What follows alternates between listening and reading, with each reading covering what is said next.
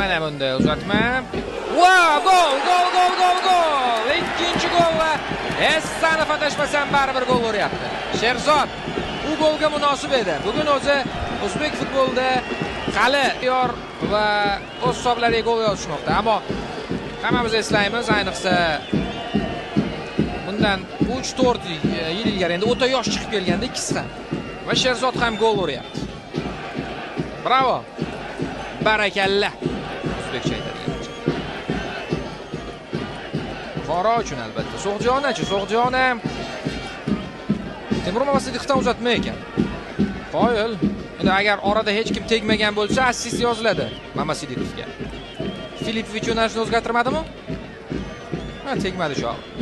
So'g'jona, vaziyatni o'zgartirish kerak, uyg'onish zarur.